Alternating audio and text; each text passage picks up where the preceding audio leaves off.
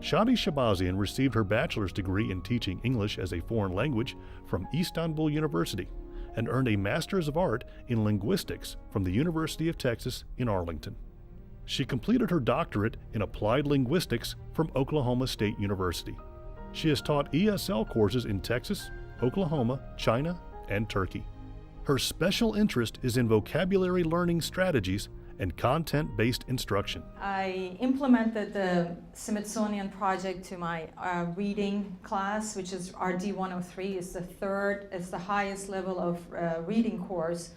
And all our students are non-native speakers of English. They're immigrants, refugees, students who have graduated from high school in the US, but their reading skills are not enough or well enough to go to college. A lot of my students don't know about the history of America. In the last few years in the American English Language Program, we've been focusing more on content-based instruction, which basically means teaching language skills through a theme. I decided to choose American history, and I specifically focus on the civil rights era, Abraham Lincoln and the Civil War. I used a book called Don't Know Much About History, which is a little bit difficult for them to read, but I had to make sure that all the students knew about these concepts such as the Civil War, Abraham Lincoln, Emancipation Proclamation, Union and Confederate States. And to my surprise, a lot of them didn't know about it. So I had to make sure that we all understood what was going on through reading and YouTube videos and discussions and so on and so forth. Now, before I took my students to National Museum of American History, I asked them to fill out a chart, which is called KWL. I don't know whether you're familiar with that. It's, let me show you. It's a chart that looks like this, and first column it's what do you know, what do I know about the topic, what do I want to know, and what I learned. It's called KWL. So I had them fill the first two parts, and you can see a lot of the first two parts are blank. And the question was a very simple question. What do you know about the Smithsonian museums in DC down the mall? That's it. And I want to read some of the comments. Nothing yet. There's one that said, I saw a picture, and only one student had been to a museum. I know we're not supposed to touch anything. Oh, I can't touch anything, and the museums have high security. So this is her impression of a museum, and there will probably be a lot of people, and it's big. So just the whole Smithsonian. This is what they knew about the Smithsonian.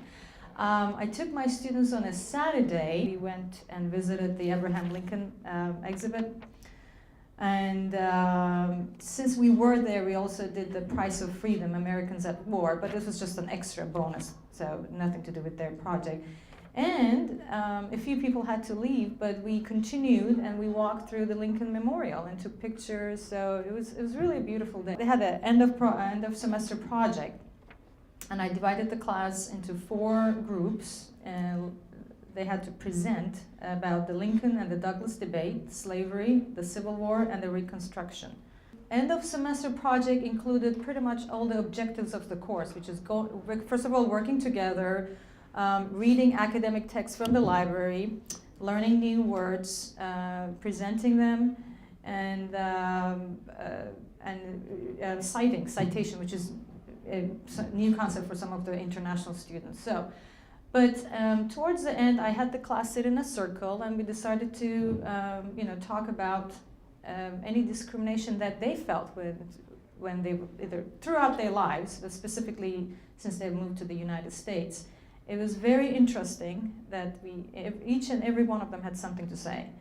And I tried to make the connection between the Civil War era, the museum, and where we are now. Kind of like Carl had, are we there yet?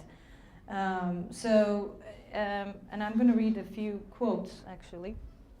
I also feel discriminated every time I walk into a store or restaurant. I always see security guards or employees looking and watching each and every step and movement I make because they think I'm going to steal something.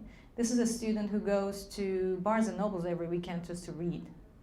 I believe we are still racial judged in America, especially the Black and Hispanic race. We are mainly viewed as people who are willing to commit crime or start trouble. And here's another student, after her explaining her experience, she said, I don't think we are a post-racial society. There's still a lot of discrimination going on. Yes, we do have a Black president, but the discrimination is still there. I'm teaching an RD 103 class, the same class this semester, and I'm implementing the same project this year. And we are actually going to the museum April 9th, which is a Saturday at 10 o'clock to the same museum, so see how things work. This is a very small class, so this was an amazing experience. I cannot tell you how much I enjoyed it. The discussions, the readings, the museum trips, and it was amazing.